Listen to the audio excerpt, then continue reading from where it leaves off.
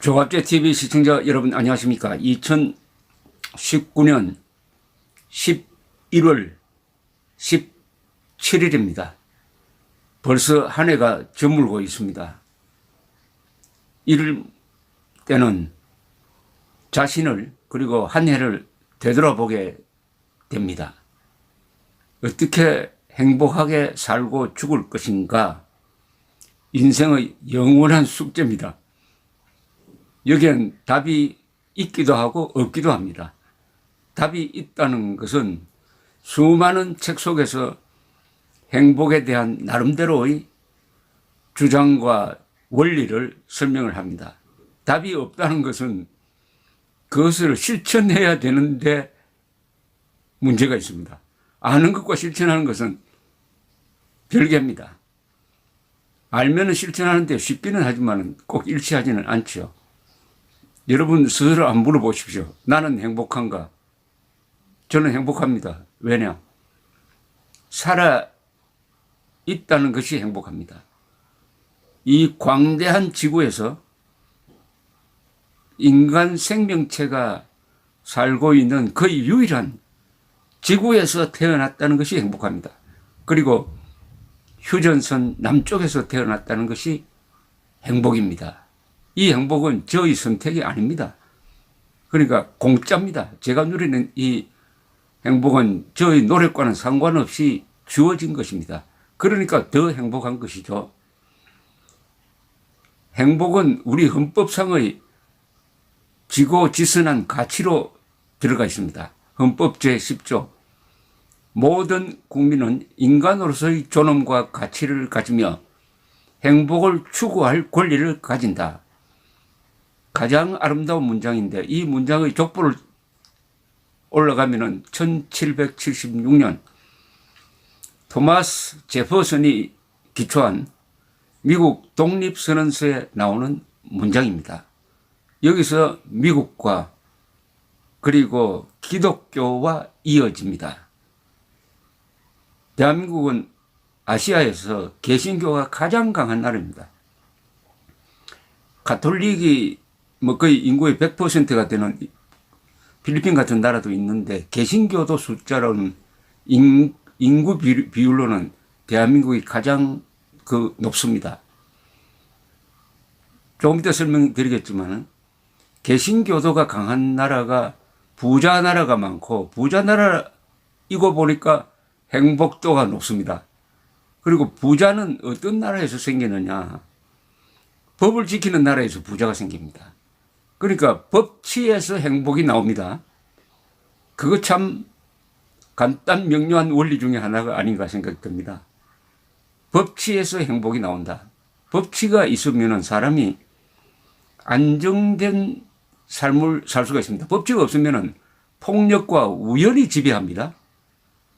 폭력과 우연이 지배하는 정글 속에서는 절대로 안정된 삶을 설계하고 꾸밀 수가 없기 때문에 법치가 행복의 근원이라고 볼 수가 있습니다. 지금부터 제가 통계로 저의 주장을 뒷받침해 드리려고 합니다. 유엔의 지속 가능 해결 방안 모색 네트워크라는 조직이 있습니다. Sustainable Development Solutions Network인데요. 올해 초에 발표한 세계 행복 보고서는 국가별로 행복도를 매겨서 랭킹을 냅니다. 지금부터 10개 나라를 발표하겠습니다. 가장 행복한 나라 1등 핀란드입니다. 2등 덴마크입니다.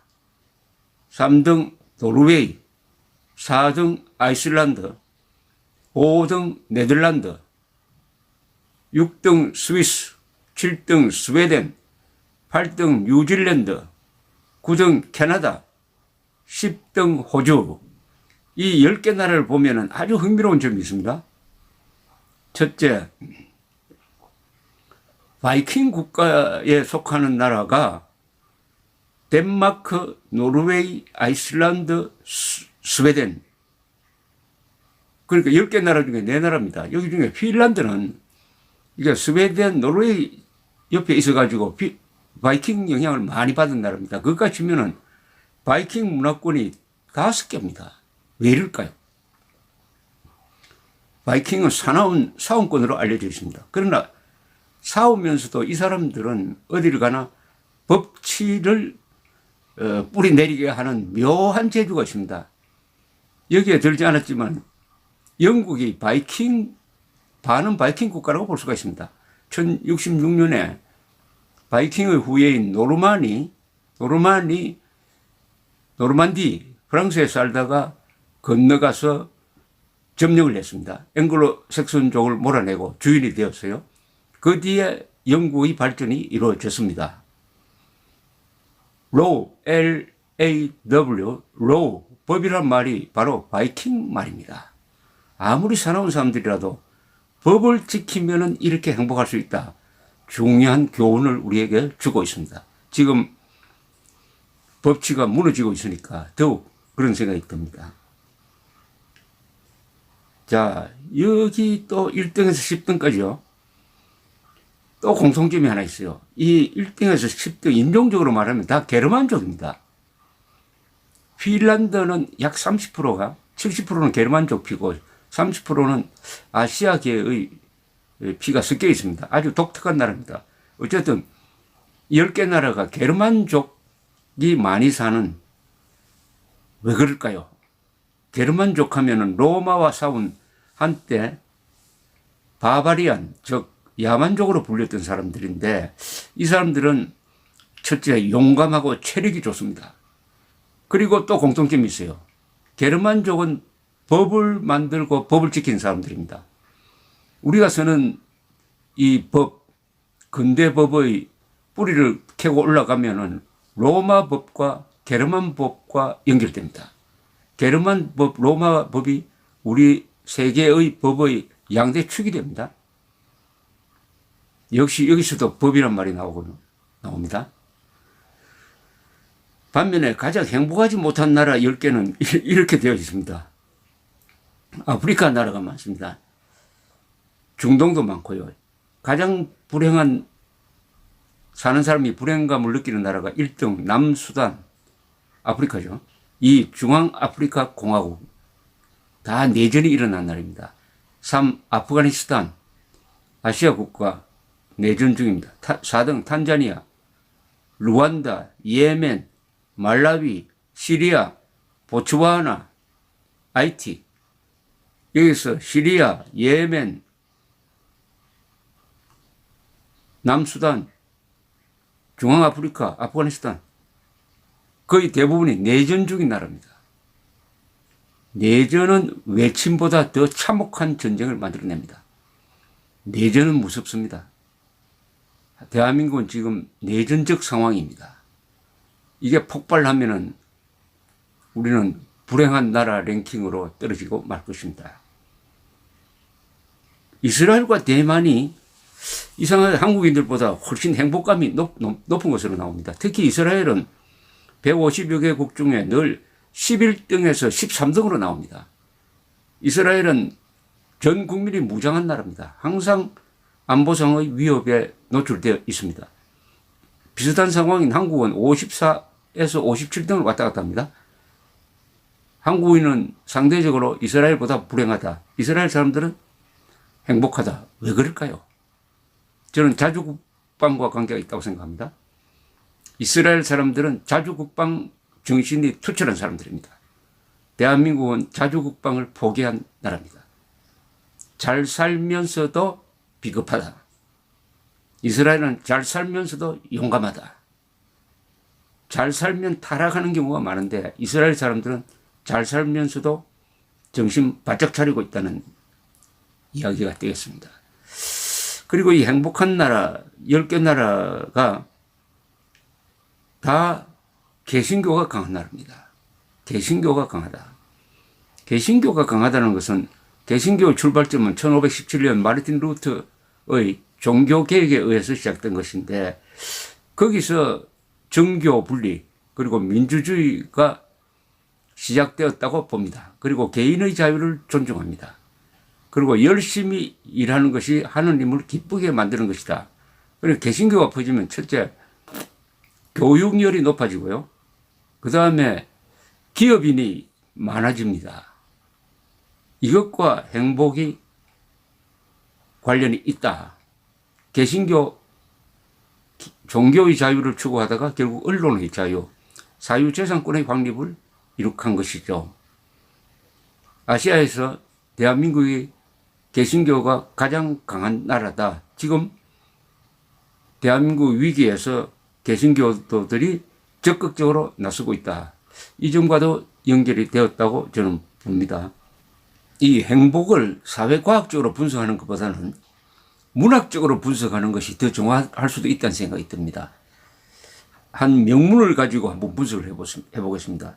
미국의 앤더슨 스텔리라는 여성이 글짓기 대회에서 성공이란 success란 제목의 시를 써가지고 입상을 했는데 이 글은 한국인들 사이에서는 아주 유명한데 좀 잘못 알려진 경우가 많습니다.